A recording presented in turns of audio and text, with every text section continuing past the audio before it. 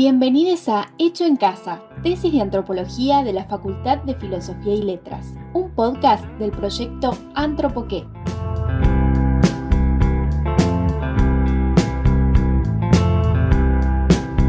Letristas, poetas, cantantes, atletas, pintores, dentistas, ciudades, familias, doctores, parejas. Episodio 2. Activismo, demandas sociales de salud y justicia. La entrevista fue realizada por Julieta Ferreiro y Antonio Doval. Bienvenidas Abril y Constanza, yo soy Antonio, estamos acá con Juli en una nueva edición del podcast Hecho en Casa del Departamento de Antropología de la Facultad de Filosofía y Letras de la UBA. Si quieren presentarse, contarnos un poquito en líneas muy generales, muy breves del tema de su tesis y ya arrancamos a hacer preguntas y a conversar, que son unos temas muy interesantes y que dialogan muy bien, así que seguro vamos a poder hacer unos intercambios muy productivos ahí. Abril, ¿querés presentarte y contarnos un poquito? Dale. Bueno, mi nombre es Abril Joscovich, soy licenciada en antropología y la tesis se trató un poco sobre la tragedia de Once y sobre cómo fue sobre todo el armado del movimiento de los familiares de la tragedia y un poco de cómo se constituyó la causa política y la demanda que ellos llevaron adelante. Genial, gracias. Sí. Constanza, ¿nos querés contar un poquito y presentarte también? Sí, bueno, buenas tardes, mi nombre es Constanza Ucci. Yo trabajé para la tesis de licenciatura un activismo particular en el sentido de que es bastante poco usual ser estudiado por las ciencias sociales, que es el activismo de familias que tienen niños y niñas con diagnósticos médicos. Me centré puntualmente en el caso de Atelar, que es una organización de unas aproximadamente 10 familias que se agrupan a partir de que sus hijos son diagnosticados con un trastorno llamado trastorno específico del lenguaje, se abrevia TEL. Y ambas trabajaron con familiares, con amigos, son asociaciones que se fueron conformando. ¿Cómo fue ese primer acercamiento? ¿Cómo llegaron a este tema? ¿De qué manera se fueron acercando o insertando en esos campos? En mi caso, en realidad, cuando estaba más o menos fueron de las primeras materias de la carrera, había leído un texto que me había interesado mucho de Fasan, que se llamaba La razón humanitaria, y como que hubo algo como de esa temática que me había llamado mucho la atención, que me parecía interesante, y un tiempito después justo se abre como una convocatoria para un equipo de investigación que estaba a cargo de Diego Zenobia en la UBA, pero tenía también también invitaban a gente de la UNSAM, por el lado de Sebastián Pereira, y también estaba Carolina Giray y María Pita, y dije, bueno, mando para ver, porque trabajaban más o menos esos temas, activismo, movimientos, y me pareció interesante, entonces entré ahí, y cuando entré, al toque se abrieron las becas estímulos de la UBA para estudiantes, que son unas becas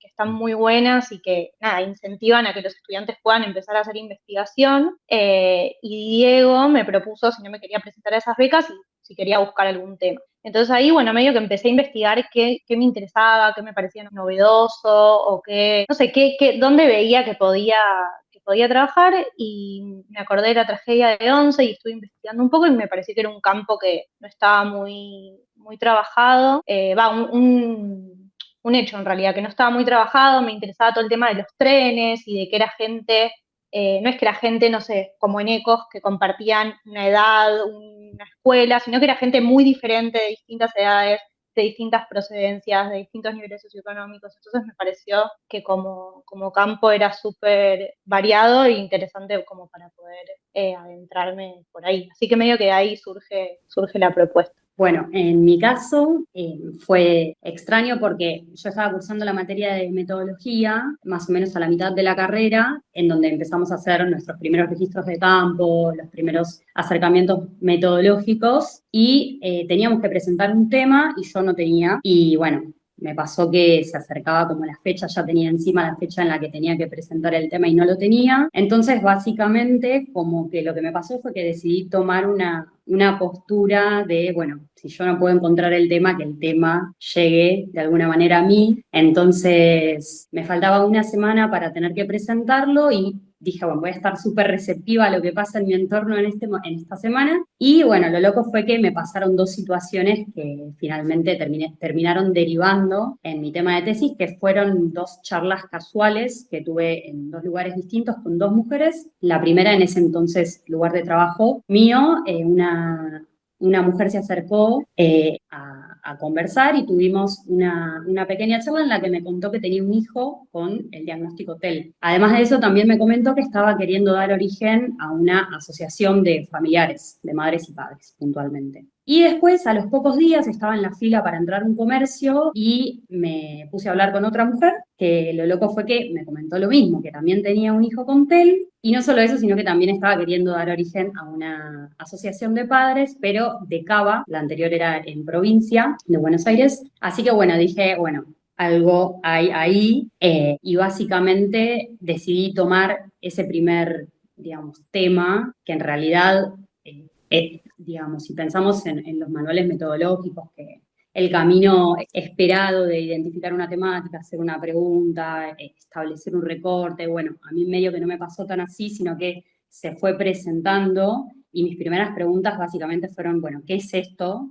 ¿Qué es el TEL? ¿Por qué hay mujeres queriendo asociarse? ¿Y por qué están pensando una problemática que podría ser abordada de manera individual o familiar en términos colectivos? Como que esas fueron mis primeras preguntas que realmente me generaron mucha curiosidad y dije, bueno, aprovecho y trabajo esto, investigo un poco qué pasa acá, y bueno, después terminó decantando en que en las siguientes materias ya pensaba en función de ese problema. Y bueno, cuando llegué al seminario anual, me recomendaron un poco seguir por ahí, y lo acepté, así que se terminó decantando en un trabajo de investigación, pero fue una cuestión un poco azarosa. Qué bien, apareció como se manifestó el tema frente a vos. Entonces, vos no tenías un contacto previo con el diagnóstico de TEL o con gente cercana con eso. ¿Fue algo más como que surgió en esos días y se fue armando ese tema? Claro, o sea,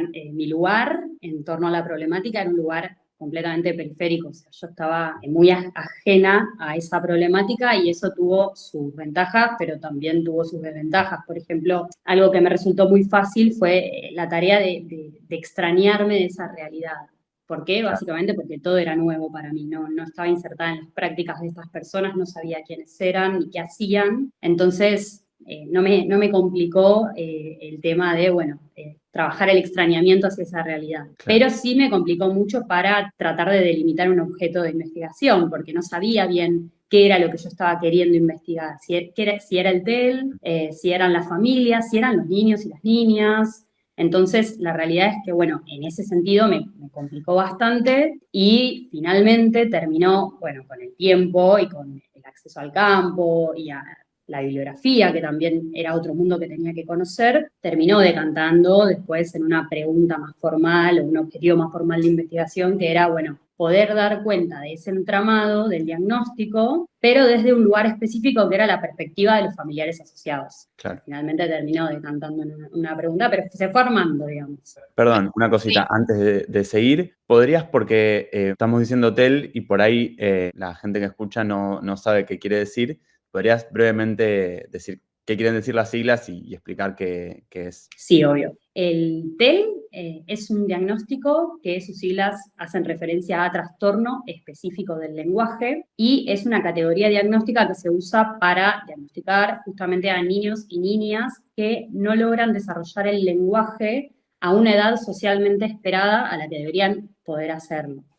Básicamente, a nivel médico, entre los 2 y los 3 años se produce algo que se llama como explosión del lenguaje, que es que adquieren un vocabulario de entre 40 y 50 palabras. Bueno, esa famosa explosión del lenguaje en estos casos no se produce y entonces estos chicos, los padres los llevan a las primeras consultas y ciertos profesionales consideran esto como una señal de alarma los derivan a una serie de estudios técnicos y finalmente llegan, o no, al certificado, al diagnóstico de TEL. Así que bueno, en el ámbito escolar se ve como niños que por lo general hablan poco o que requieren integración escolar o que cuesta que se les entienda cuando hablan. Me parece muy interesante cómo en el caso de Abril fue, bueno, teoría, buscar campo y referente empírico, y en el caso de Constanza, bueno, referente empírico, teoría, y cómo son los múltiples caminos para encontrar un tema propio y que le resuene a uno. También como pensaba que en los dos casos son asociaciones, ¿cómo fue que se fueron insertando? Digo, ¿fueron reuniones? ¿Fue el 1 a 1 en el caso de Constanza? ¿Fueron marchas, por ejemplo, como la tragedia de Once? ¿Fueron asambleas?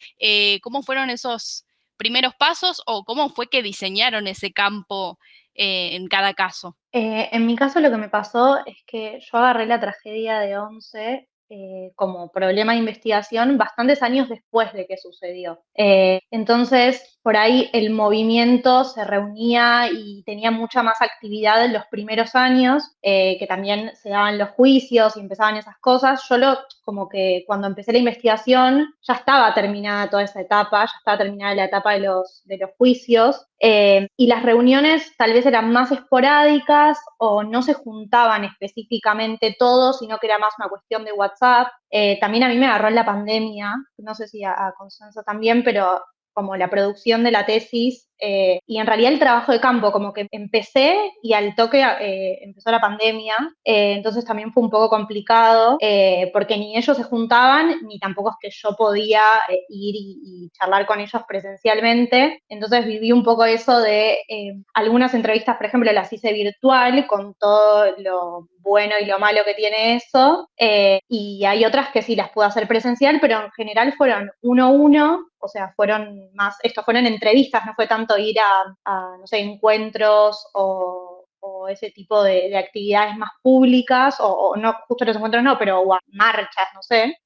Lo único que hice fue ir una vez, que fue justo para el aniversario de los 10 años, que ya se podía ir al acto de familiares, eso sí lo pude hacer, pero bueno, por ejemplo, el acto de los 9 fue virtual, o sea, hicieron un vivo, hicieron publicaciones, como que tuvo esa cuestión de la pandemia en el medio que dio un poco, no sé si imposibilitada, pero el trabajo de campo como tal tuvo que repensarse en ese momento, porque una opción era frenar la tesis y no hacer nada hasta que vuelva la pandemia, hasta que vuelva a la normalidad, digamos, pero me parecía que, bueno, con las condiciones en las que estaba tenía que seguir investigando y repensando y replanteando el problema a partir del contexto, digamos. Bueno, en mi caso, lo que pasó fue que, al contrario de lo que cuenta Abril, que ya había sucedido, en mi caso era un grupo o un tema que estaba recién configurándose. Entonces, me pareció bastante potente por ahí poder meterme en ese momento porque yo creía que me iba a poder permitir ver,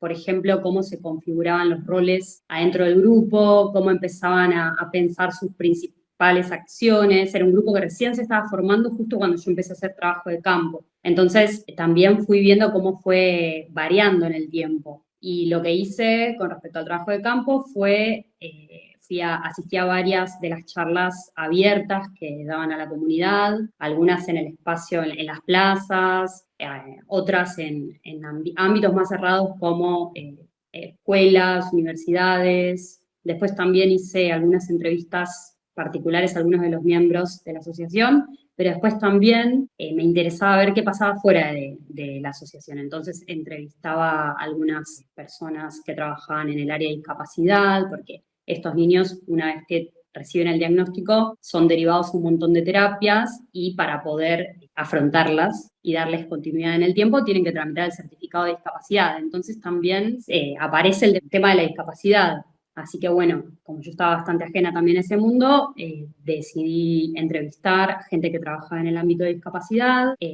Tuve que leer manuales de categorías diagnósticas, por ejemplo el DSM, que es donde aparece, donde se inserta esta categoría, porque tuve que estudiar la historia de la categoría, mucha normativa en discapacidad que desconocía para ver, bueno, cómo se posicionaba el Estado argentino en torno a esta temática y cómo eso afectaba el acceso o no a las prestaciones que necesitaban los chicos. chicos, así que bueno, fue como una pata muy importante de observación participante, entrevistas y demás, pero después también mucho de, bueno, meterme en la normativa, identificar artefactos que están construidos en otros países y que terminan interviniendo en las vidas de acá, ver la historia de los diagnósticos, fue como un trabajo medio artesanal de ir viendo qué tenía que saber para poder entender qué era lo que estaba pasando, porque además todas esas cosas aparecían entremezcladas en los discursos de los interlocutores, porque por ahí te citaban al DSM-5, que es una versión específica del manual de categorías diagnósticas, y yo no lo conocía, o te citaban a una ley específica en discapacidad. Entonces, bueno, el trabajo de campo fue conllevando esto también, ir como indagando en otras áreas que no aparecían directamente, pero que sí estaban muy relacionadas con lo que pasaba ahí. Sí, súper interesante. Me imagino que también por ahí, Abril, tuviste que aprender cuestiones relacionadas a los temas jurídicos, por ahí de lo que reclamaba el proceso que había tenido por ahí cuando ya entraste vos, la organización de los familiares de la tragedia de Once. Si querés contarnos un poquito de eso y también en relación al acceso al campo, ¿cómo fue? Si tuvieron alguna dificultad ahí respecto de que son temas que uno puede pensar sensibles, como, no sé, la experiencia de haber estado en una tragedia o haber tenido unos familiares en una tragedia como la de Once, o una cuestión como de discapacidad familiar con niñeces, como es el TEL. Si esa sensibilidad por ahí de los temas fue una dificultad en el ingreso al campo o no, o cómo lo vivieron. Respecto a lo de aprender sobre nuevos temas o nuevas categorías que tal vez uno no está como que no las tiene tan incorporadas, me pasó totalmente con lo de los juicios. Tuve que aprender, no sé, me parece que o sea, uno así en general, o por lo menos yo no tenía idea ni cómo se daba un juicio, ni cómo era, ni qué partes tenía, ni qué sujetos o personas participaban. Entonces, por un lado fue eso, y creo que la parte más costosa fue la de entender cómo funcionan los trenes. Los frenos, porque hubo toda una discusión en el caso de Once que era alrededor del freno del hombre muerto, que es un freno particular que se supone que está preparado para que cuando justamente hay errores o se queda dormido el conductor o hay una falla humana, se supone que ese freno es el que viene a evitar justamente la tragedia. Y lo que pasó en Once es que ese freno estaba desactivado. Entonces hubo toda una discusión alrededor de si el culpable era el maquinista, si no, si la culpa era del Estado por el mantenimiento de los frenos o de la empresa o de quién. Entonces creo que la parte que a mí más me dificultó tuvo que ver con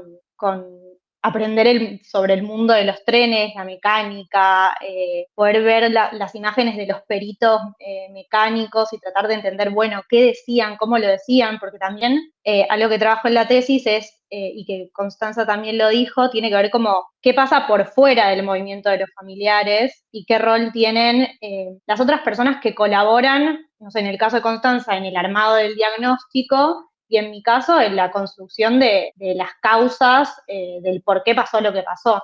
No son solo los familiares los que participan de esa construcción, sino que en este caso hay peritos mecánicos o ingenieros. También están los psicólogos que diagnostican qué pasa con la categoría de víctima en relación a si los psicólogos la usan, no la usan, cómo la usan, por qué los familiares sí, pero los psicólogos no. Entonces, como que creo que hay múltiples actores más allá del movimiento en sí, de los familiares del movimiento, que nada, participan y eso es como un intento de tratar de comprender todas las aristas y todos los lenguajes que van articulando en ese armado del movimiento y de las causas que van, en mi caso de la causa pública de la demanda que van elaborando. Y con respecto al tema, yo creo que es uno mucho más el que está, como el que va como preocupado por cómo hablar y por cómo preguntar y por no meter la pata, que cómo se lo toman ellos. En mi caso, yo me acuerdo que una de las entrevistas que más nerviosa estaba era la de Paolo Menghini, que es el papá de Lucas, que es uno de los, como de las caras visibles del movimiento. Lucas fue el último que fue encontrado en el tren, en la tragedia, que fue nada, muy, muy simbólico porque lo encontraron 2 días después de que se había cerrado ya la investigación en el tren, y Paolo trabajaba en la televisión pública, entonces me citó en televisión pública. Entonces fui a la televisión y como que fue todo un contexto en el que a mí me había puesto muy nerviosa, tenía mucho miedo de eso, de decir cosas como meter la pata o hablar inapropiadamente, y la verdad es que fue muy relajado, muy didáctico también. Pasa algo que es que ellos quieren, bueno, en mi caso, ellos querían que yo entienda, como que entienda lo que a ellos les pasaba, que entienda cómo había sido la historia del movimiento. Incluso me agradecían, y la que estaba súper agradecida de que me reciban y tengan ganas de hablar de todo el horror que vivieron era yo, y la verdad es que es súper, nada, sí genera una preocupación extra antes de hacer de ir al campo y hacer entrevistas o de empezar a entrar, pero después siento que como que uno también inevitablemente para trabajarlo lo va un poco como naturalizando el tema. Bueno, y a mí algunas de las cosas que me costaron, sí, al principio esto que decía antes de no conocer la problemática me ponía nerviosa porque no sabía bien qué decir, ni siquiera sabía qué preguntar. Entonces iba un poco tabula rasa, que me cuenten. Entonces las primeras entrevistas era como, mis preguntas eran súper amplias. Sí me puso nerviosa en un momento que me acuerdo que quise presenciar una terapia de uno de los chicos y la respuesta fue que no, y eso me puso un poco nerviosa, pero después lo tomé como, bueno, ir tomando nuevas decisiones o sobre la marcha, sí, sobre lo que iba devolviendo el trabajo de campo. Y eso fue reconfigurando un montón el problema también. De hecho, decidí centrarme finalmente en cómo los adultos se organizan y cómo interpretan las necesidades de los niños, y el tema de la infancia quedó un poco vacante en la tesis, pero sí había algo de que me ponía nerviosa, pero después lo que terminó pasando fue también que la misma gente del grupo empezó a generar una suerte de expectativa de que yo pudiera trasladar la problemática del TEL al ámbito académico. Creo que algunos lo teorizan como asignar un rol al etnógrafo, y bueno, entonces pasaba que yo iba a las reuniones o a las entrevistas y antes de que comentara el tema que estaba trabajando ya lo sabían porque se lo habían comentado en los grupos de WhatsApp y demás. Entonces había ahí mucho interés en que yo conociera esa problemática y también la difundiera. Entonces la relación que se propuso desde el campo también fue medio de alianza, de colaboración, y no, en ese sentido no me costó el acceso a los adultos. Y después, algo que sí me complicó bastante fue el cruce temático, porque en el tema había, por un lado, cuestiones vinculadas a discapacidad, como ya mencioné, pero también había todo el tema de los diagnósticos médicos y el tema del activismo. Entonces era como un cruce que me implicó revisar bibliografía de campos muy distintos que para mí no estaban muy relacionados y que yo tampoco conocía tanto. Incluso lo que sería los nuevos movimientos sociales en salud, que es como se enmarcan este tipo de trabajos en otros países, son más estudiados por ahí en países como Francia. Entonces mucha de la bibliografía era incluso en francés, y eso también me hacía sentir todavía más ajena de lo que yo me sentía al tema. Entonces me costó mucho en ese sentido armar el estado del arte, por ejemplo. No sabía cómo prepararlo, cómo armar los grupos temáticos con los cuales iba a trabajar. Así que a nivel de escritura también fue un desafío enorme. Y para cerrar un poco con esta parte más de trabajo de campo y empezar luego con escritura, metodología, ¿hubo alguna situación que la sorprendió, alguna anécdota puntual que les quedó de ese trabajo de campo, para bien, para mal? Bueno, estuvieron hablando un poco de los nervios y demás, si se acuerdan algo puntual. Sí, no, estaba pensando, es que creo que como que al principio todo te sorprende. Uno, esta idea de que de las prenociones con las que uno llega al campo, todas, o sea, pasó nada que ver a lo que yo me imaginaba que iba a pasar, eso 100%. Sí, creo que algo que a mí me sorprendió mucho y que de hecho creo que trabajo un poco en la tesis es cuando fui al acto de los 10 años. Una por ahí está acostumbrada a ir a actos que son como más masivos, que se hacen en Plaza de Mayo, que como con mucha más notoriedad o más grandes, y el acto de los 10 años fue en la estación, en el andén donde fue el choque, y me acuerdo que yo llegué al andén y yo dije, me equivoqué de día, como que no veía el despliegue que yo creía con el que me iba a encontrar, y me acuerdo que dije, ¿qué hago? Me voy, porque no hay nada, como que no veo que que haya ningún movimiento, la gente va y viene del tren, como hasta que me metí un poquito más y dije, ok, claro, es otra cosa, como no son los actos que yo espero ver, no es el despliegue más por ahí como contencioso que me esperaba. Eso creo que fue una de las cosas como que dije, mirá lo que una cree y no. Pero creo que me pasó a lo largo de toda la tesis, como de esto, la relación entre lo que uno espera y lo que de verdad pasa en el campo, digamos. Sí, a mí me pasó algo parecido en ese sentido, porque también es un tipo de activismo bastante poco tradicional, en el sentido de que por ahí no cortan calles, su manera de manifestar, ¿no? No cortan calles, no tiran piedras, no gritan. Entonces, empezar a descubrir cómo era ese activismo, si es que se puede llamar activismo, porque también hubo un debate tanto interno como con mis directores sobre si lo que hacían era activismo, si eran militantes, si era un grupo de apoyo mutuo, o sea, qué era y cómo llamarlo, fue todo un debate, pero sí hubo ciertas cosas que me llamaron mucho la atención, por ejemplo, en algunos eventos en los que invitaban, digamos, a personas, a familias, a hablar, a dialogar y demás, las charlas entre familiares, que por lo general siempre, la gran mayoría de las veces eran mayormente mujeres, y cómo charlaban haciendo señas y reproduciendo las formas de hablar de sus hijos e hijas. Entonces, por ejemplo, decía, no, mi hija habla con la T, y mi hijo no dice Ofía, dice así. Entonces, como ellos mismos, el diálogo que tenían era mucho de ir imitando cómo hablaban los niños. Eso me llamó mucho la atención, y después algunos de los testimonios que tenían o que compartían en los momentos de hacer preguntas y respuestas, de contactos con profesionales, como por ejemplo hay uno que me llamó mucho la atención de una mujer que dijo que a ella el neurólogo le había dicho que su hijo iba a ser un mueble, entonces que lo quisiera mucho. Hay muchos casos de niños que tienen algo que se llama comorbilidades, que es más de un diagnóstico al mismo tiempo. Y hay muchos casos que tienen TEL, por ejemplo, y TEA, o TEL y TDAH, que son distintos diagnósticos. Entonces son muy variables los comportamientos de esos niños y esas niñas. Entonces sí, había testimonios que llamaban mucho la atención. Y después, otra cosa que me sorprendió es encontrarme en los distintos eventos de ATELAR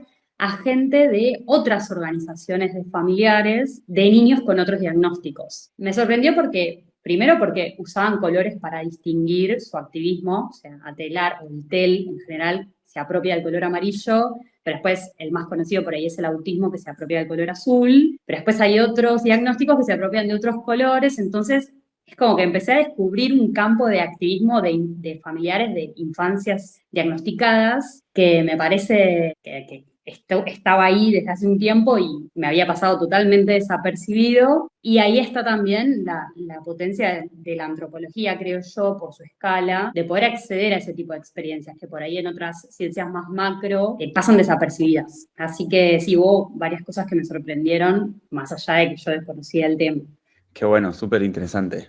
Ese como arco iris de colectivos que aparece en el campo. Y yendo un poquito a como ya el trabajo con los registros, con las entrevistas, con todo ese material que se va juntando, y la transformación de eso en la tesis, en el texto etnográfico, de nuevo, como con un poco por ahí la sensibilidad de este tipo de temas, o bueno, en realidad es algo que aparece muchas veces, de la pregunta de qué incluir, qué no incluir, si hay cosas que, bueno, quizás mejor dejar por fuera del texto, quizás como preservar una intimidad o unas confidencias que aparecen. ¿Se encontraron con algo de eso, con esas preguntas? Yo creo que sí, uno como que tiene los registros de campo y quiere tratar de meterlo todo lo que vio un poco al principio. Para mí el tema de la escritura fue como todo un tema y fue bastante, hubo como un momento que hubo como un quiebre en el que yo dije, claro, esto como que no funciona así. Obvio con ayuda de director, codirectora, pero me pasó que por ahí lo que yo hacía al tener este proceso de haber leído primero mucha bibliografía y estar a tener haber leído otras tesis de otros activismos y estar como esto, metida mucho en los autores, yo en un momento empecé a trabajar la tesis y te diría que fueron muchísimos meses en los que trabajé de esa forma, en la que primero decía, bueno, acá, este autor dice tal cosa, en mi campo, ¿en qué lugar veo esto? Como que había algo de querer insertar lo que yo había visto en el campo en lo que había leído a lo largo de toda mi historia en la antropología política y de los activistas. Y como que mi voz, como investigadora y como persona que estuvo en el campo, no aparecía en ningún momento. O sea, era la voz de uno, de otro, de otro, de otro, y yo lo que hacía era como ejemplificar con mi caso la teoría. Que es algo que es muy común y que, de hecho, yo siento que a lo largo de la carrera lo hacemos mucho porque los parciales un poco funcionan así. Uno lee teoría y con la etnografía por ahí ejemplifica lo que el autor vio o por lo menos cuando yo cursé, por ahí ahora cambió un poco, pero funcionaba así. Entonces, en un momento, en realidad fue como un segundo momento como de reescritura de lo que tenía escrito, cuando me di cuenta de esto, y ahí tuvo mucha implicancia Jazmín Ojanian, que fue mi codirectora, que me dijo, yo no te veo en ninguna parte de la tesis, o sea, no apareces en ninguna parte de la tesis, y fue como, claro, sí, no aparezco. Entonces me propuse hacer al revés, o sea, di vuelta toda la tesis y dije, voy a empezar con la etnografía y yo voy a contar. Y después, si algún autor me puede ayudar y hacer de soporte para explicar algo que yo tenga ganas de explicar, buenísimo. Pero también hay algo como, o a mí me pasaba por ahí, como que me daba mucha inseguridad proponer mis propios análisis de lo que yo veía.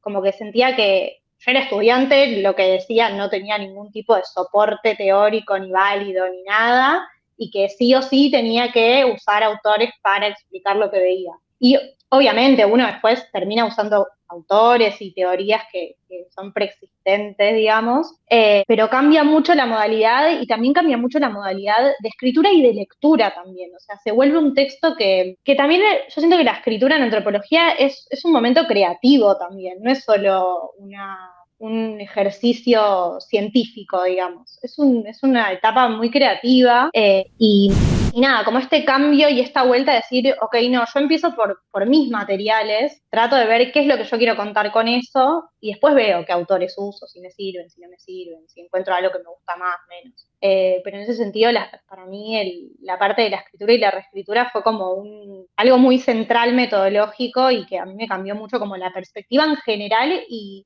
también es mucho más divertido, bueno, a mí me pareció mucho más divertido y mucho más, me entusiasmó mucho más poder hacer algo que no era tan ejercicio de ver de hacerlo entrar a presión, sino de, bueno, contar un poco lo que vi, lo que no vi y eso. Pero sí, fue un proceso muy largo y por momentos muy frustrante, pero también como muy, muy creativo, y cuando leí esa vuelta dije, ok, es por acá. Bueno, coincido con lo de que fue un proceso muy largo y muy frustrante, pero a mí me pasó al revés, en el sentido de que yo no había leído tanto de la temática, entonces los conceptos aparecieron mucho después, los conceptos teóricos. Entonces, a mí lo que me aparecía era mucho campo, muchas cuestiones, muchos elementos separados, relacionados de maneras que no entendía. Me acuerdo que Diego, que también era mi director, Diego Zenobi, me propuso ir haciendo mapas, como mapas visuales, que me fue sirviendo un montón porque volvía de un registro y hacía un mapa, volvía de donde fuera a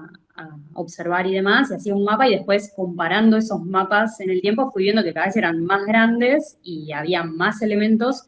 Y bueno, me pasó eso con el tema del campo, que fue muy, muy como ramificado. Entonces, la escritura en ese sentido me ayudó un montón a ordenar y a sistematizar todo eso, pero bueno, eso también implicaba ir tomando decisiones, y ahí es donde también empatizo con lo que decía Abril de la inseguridad que genera empezar a posicionarse teóricamente, a empezar a pensar como las propias ideas y a sostenerlas sobre todo. Para mí el desafío más grande de la tesis fue bancar mis propias ideas.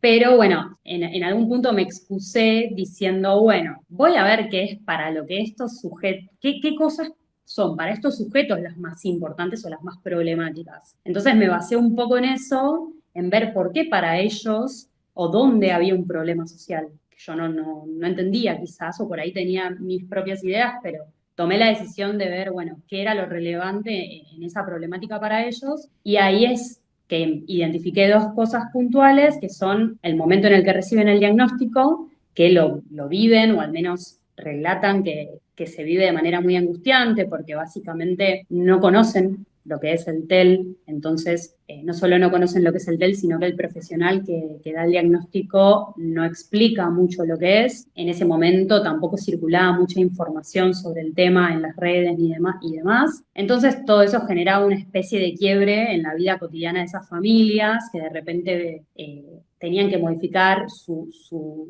rutina diaria en torno a llevar a sus hijos a entre 2 y 4 terapias por semana, y a controles con neurólogos y, bueno, hacer el trámite del certificado de discapacidad, bueno, un montón de cambios que trastocan la vida familiar y que implican también acomodar las propias rutinas a las agendas terapéuticas. Entonces ese momento lo tomé como, bueno, esto es un primer momento, un núcleo de contenido con el cual quiero trabajar.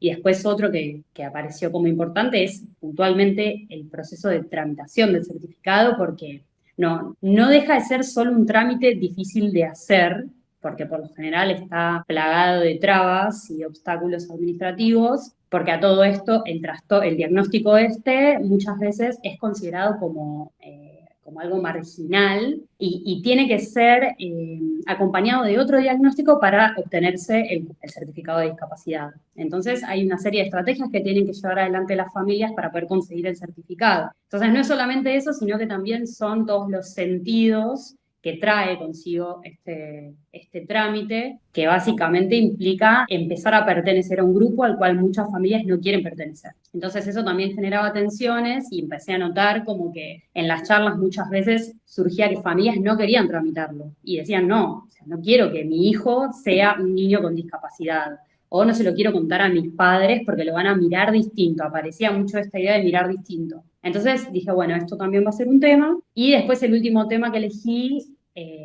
fue puntualmente qué hacía la organización con la que yo estaba queriendo trabajar con todo eso. O sea, puntualmente las prácticas de ATELAR. Entonces, un poco fui tomando esas decisiones teóricas, temáticas, a partir de lo que aparecía como problemático en el campo, y por ahí dejé de lado mis intereses por ahí más iniciales, esto de por ahí observar qué pasaba con los niños en las terapias, ese recorrido que por ahí yo me había imaginado previamente, bueno, se fue reformulando un montón. Me parece súper interesante todo lo que fue saliendo ahora. Bueno, hay distintas cosas, pero pensaba mucho en esto de encontrar la voz propia escribiendo, y es que en los clásicos que leímos, Malinowski, Lévi-Strauss, aparece muchísimo esa voz propia y esa forma de describir impecable y esos títulos hermosos que siempre leemos en antropología, y totalmente es una cuestión creativa. Y también quizá algunos nos pasa que nos insertamos en equipos que ya tienen un bagaje teórico a veces,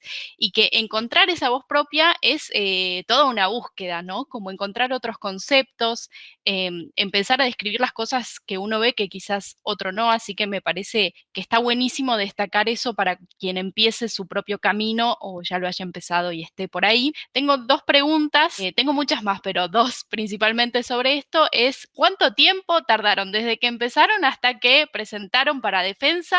Y otra, me interesó mucho lo del mapeo que contaste vos, Constanza, si fue a mano en la compu, ¿cómo fue que fuiste armando esos mapas para tomar como tip ahí para la escritura? Bueno, sobre el mapeo fue primero a mano, porque Diego me decía, hacete papelitos y ponelos en la mesa y organizalos y vas a ir viendo cómo se unen solos. Y después eso lo traduje en mapas, como digamos, cuando ya estaba reflexionando un poco sobre, ya habiendo terminado el trabajo de campo, reflexionando un poco sobre eso, dije, bueno, ¿qué encontré al principio? En la primera ida al campo, qué encontré después, luego de las primeras entrevistas, qué fui encontrando cuando empecé a trabajar con la teoría, y cada vez aparecían más cosas, Pues después empezó a aparecer también la teoría, porque empecé a leer en función de estas cuestiones que aparecían en el campo, y en ese sentido me acuerdo que algo que me sirvió mucho es que varias personas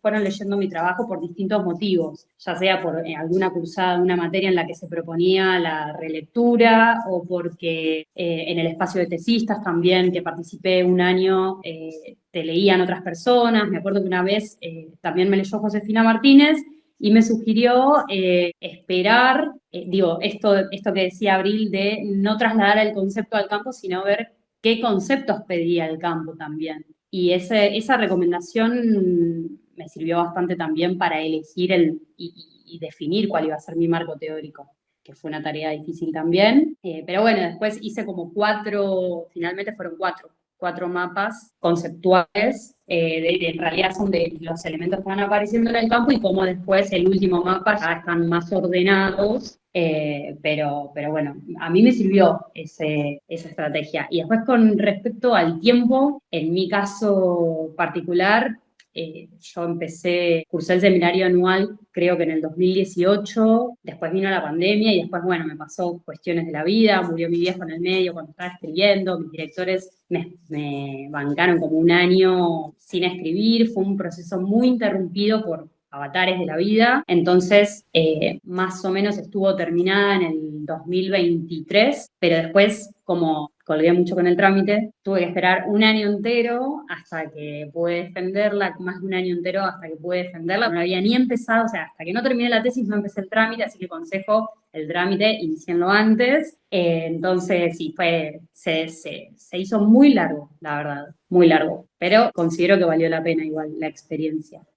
Sí, en mi caso adhiero a lo de los mapas, al tener el mismo director, se ve que las indicaciones fueron muy similares. En mi caso no con papelitos, pero me acuerdo que un día me compré un afiche gigante y empecé tipo a poner conceptos y a flechas y cosas, y está bueno un poco para organizarse y ver, no sé, eso es un lindo ejercicio.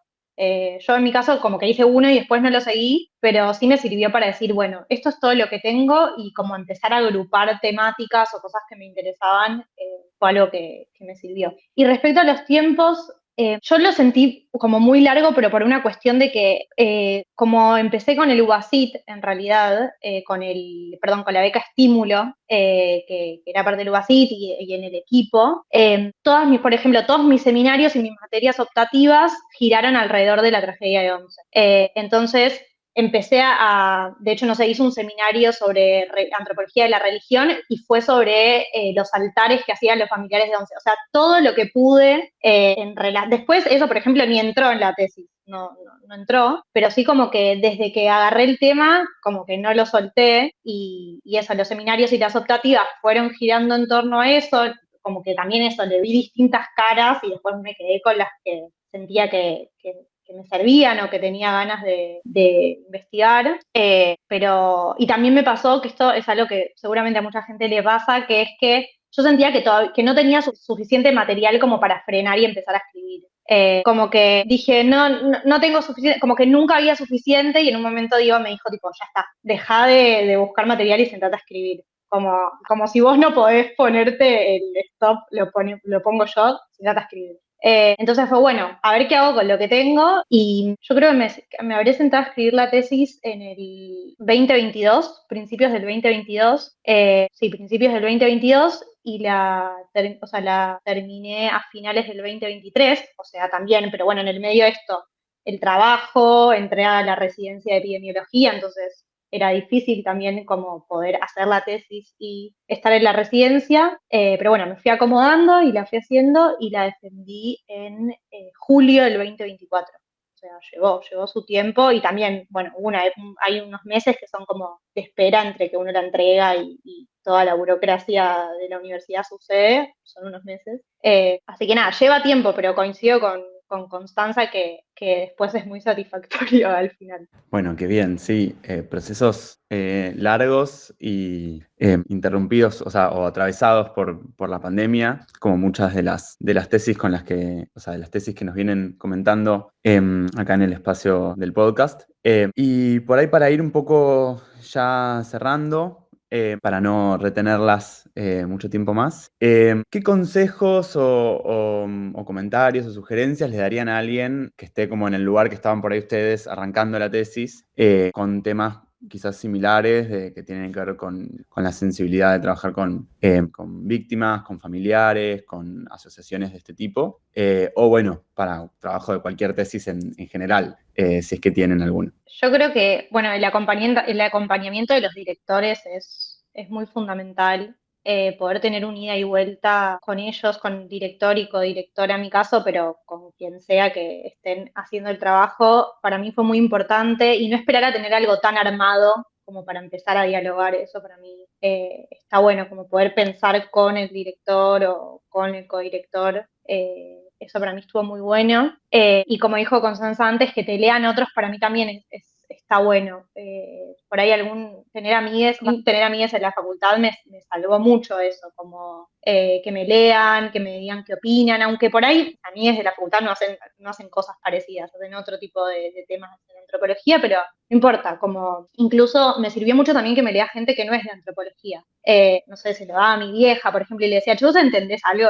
Como, ¿se entiende algo? Porque también yo tenía el objetivo de que no sea ese tipo de textos que uno lee y no entiende nada. Como que están en un idioma dificilísimo, escritos muy complejos, como yo quería algo de que se pueda entender lo que estaba diciendo, entonces también dárselo a alguien que no hace antropología y me podía dar su opinión, también fue algo que me gustó y que me parece que me sirvió. Y después, ¿qué más? Nada, mucha paciencia. Es un proceso muy, muy frustrante que tiene un montón de momentos en los que uno dice, ay, qué bien, cómo se me ocurrió esto, qué sé yo. Y hay momentos en los que es un bajón y decís, ¿cuándo termino esto? No aguanto más. Pero bueno, es una cuestión de sostenerlo y eso, cuando uno está como muy, a mí me sirvió mucho, no sé, cuando uno está muy trabado o no puede desanudar algo como esto, recurrir a otros, como, bueno, en todos los aspectos de la vida, pero digo, la tesis particularmente me sirvió mucho eso, como poder, como que sola no destrabas nada. Así que está bueno compartir, charlar, intercambiar, eso siento que fue clave en mi caso. Sí, coincido con todo lo que dijo Abril. El tema del apoyo de los directores es clave, poder tener un ida y vuelta fluido es muy importante. Y después, por ahí, en cuanto al tema, a este tipo de temas, creo que un buen consejo por ahí sería dejarse sorprender por lo que pasa con las personas, con la gente con la que uno construye conocimiento, no apegarse tanto a las preguntas o a lo que uno espera encontrar, trabajar todo lo que son los preconceptos, las prenociones, todo eso me parece súper, súper importante. Y a lo largo de toda la tesis, no solamente cuando se hace trabajo de campo, eso me parece importante. Y después, por ahí, desde mi experiencia, animarse a estudiar temas que por ahí no están tan estudiados o no encajan con los temas más tradicionales estudiados por la antropología. Me parece que ahí hay muchas veces bordes que son interesantes para justamente repensar procesos que son más macro. En mi caso, por ejemplo, hacer trabajo de campo con Atelar y meterme en todo el mundo de los diagnósticos me permitió por ahí pensar en procesos como más grandes como la certificación de la discapacidad en la infancia o los procesos de medicalización en la infancia o el activismo en estas temáticas. Y bueno, la realidad es que surgió a partir de dejarme sorprender en parte. Y después sí, coincido al 100% en eso de no bajar los brazos y cuando se vuelve difícil, que creo que no sé si hay alguien a quien no le haya pasado, pero es muy característico del trabajo de tesis porque primero que mayormente es en solitario y segundo que bueno, es muy frustrante por momentos y se alarga un montón. Y es difícil uno mismo muchas veces ponerse metas, objetivos, plazos, sobre todo, decir, bueno, escribo hasta acá y cumplirlo, porque a veces uno se los pone pero no los cumple. Entonces poder trabajar todo ese tema de la autodisciplina cuando no hay un examen con fecha establecida que rendir, digamos, es muy difícil. Es un aprendizaje. Pero eso creo que diría como consejos. Me gustó lo de ponerse un stop porque uno siente que nunca es suficiente para lo que tiene que decir y siente una responsabilidad muy grande, así que me sentí súper identificada. Lo del acompañamiento que comentaron también de otros. Y quería preguntarles, bueno, ¿cuál fue la etapa que más disfrutaron de todo el proceso que implica el campo, la escritura, sufrir con la escritura, charlar con otros? ¿Qué es lo que más disfrutaron? Yo siento que la parte final, al contrario de lo que uno podría pensar, fue como la más satisfactoria para mí. Porque siento que esto es tan frustrante por momentos que uno está agotado y un poco te vas como desenamorando de lo que estás haciendo. Como que decís, "Bueno, esto no sirve para nada, ya está, lo hago para terminar, para ser licenciada, chau, listo". Como te van surgiendo esas ideas en algunos momentos y siento que el momento en el que esto fue como un quiebre súper en lo mío, que es lo que decía antes, como este quiebre de decir, cambio y escribo desde lo que yo creo, como que ahí siento que empecé a disfrutar de verdad la tesis. Como que dije, ok, esto es mío, puedo decir lo que quiera, obvio con la responsabilidad que eso conlleva y con el miedo que eso conlleva. Como que siento que me desenamoré y me volví a enamorar del propio trabajo en la última parte, cuando fue el tema de la reescritura, como que dije, era por acá, valió la pena. Y el proceso de preparación de la defensa también a mí me gustó mucho, como que encontrarle otra vuelta a lo que había escrito y poder presentar algo que no sea literal lo que ya había escrito, porque ya lo habían leído los jurados y ver como qué había de nuevo para decir o cómo podía presentarlo de otra manera, esa parte también me pareció súper interesante y también me gustó mucho. Y en mi caso fue, sí, la defensa también. En realidad yo durante toda la cursada y toda la escritura de la tesis estaba aterrorizada con esa instancia y de hecho yo creo que tardé tanto en entregar la tesis porque era algo que no podía afrontar por dos temas particulares, que uno era que me costaba mucho el tema de hablar en público, o sea, era algo que me costaba horrores. De hecho hice cursos de oratoria, me fui al psicólogo, hice de todo para tratar de vencer ese miedo. Después otra cosa que me pasaba, bueno, este tema de la familia, de justo habían muerto mis dos padres, o sea, mi madre había muerto unos años antes, entonces yo sentía que me iba a largar a llorar ni bien empezara, y no quería, y había decidido defender sola, o sea, no invitar a nadie. Y justo cuando se acerca la fecha de la defensa, tengo 4 hermanos, que, bueno, no me dejaron atravesar esa instancia sola, y me convencieron de que lo mejor era que ellos fueran y mis amigas también. Entonces, bueno, al final dije, ya fue, vengan todos. Pero eso, abrirme a esa posibilidad de compartir algo de mi vínculo con la academia, con mi familia y gente más cercana que es totalmente ajena o muy ajena a todo este mundo, me dio la posibilidad también de pensar la defensa para ellos, en el sentido de que los jurados y los directores ya la habían leído y yo quería tratar de acercar un poco, en sintonía por ahí con este podcast, esto, lo que hacemos, contar lo que hacemos. Pasamos un montón de horas frente a la compu muchas veces, o explicar qué es el trabajo de campo, como a los más cercanos. Entonces me propuse también esto, el adecuar el lenguaje, tratar de pensar la defensa para que ellos la entiendan qué había estado haciendo todos esos años.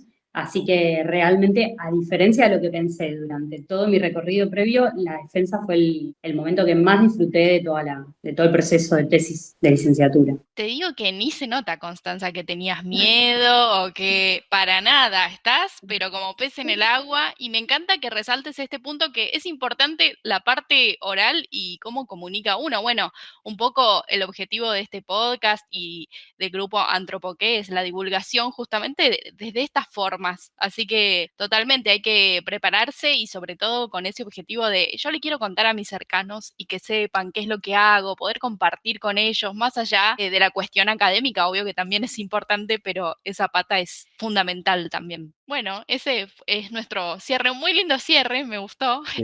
Les agradecemos mucho por haber venido a nuestro podcast. Me encantó, la verdad, la charla estuvo buenísima. Creo que va a salir algo lindo en esta temporada. Sí, mil gracias a las dos por su tiempo. La verdad que estuvieron buenísimo todo lo que contaron, todas sus experiencias, sus consejos, me parece que sirve un montón y como vos decías, Constanza, como que la idea de este podcast es un poco romper con esos mitos, con esos miedos, con esas, no sé, ideas que uno tiene por ahí con la tesis y me parece que sobre todo esto que decían al final, encontrarle el disfrute o el placer, incluso en el momento como por ahí de más tensión y más nervios, que es el de defender, me parece que es una gran manera de cerrar. Y bueno, de nuevo les agradecemos mucho y espero que la gente que escuche pueda disfrutar como disfrutamos nosotros de esta entrevista. Julieta Ferreiro y Antonio Doval participaron del armado del guión y la realización de la entrevista. Florencia Guastavino realizó la edición. La locución es de Julieta Ferreiro. El diseño del arte es de Antonio Doval. El equipo está coordinado por Mercedes Hirsch y lo completan Renata Calizano, Lucila Pequeño, Emilia González Prieto, Sofía García, Micaela Hernández, Victoria Espósito Prieto, Daniela Pinavaria y Carolina Jerez.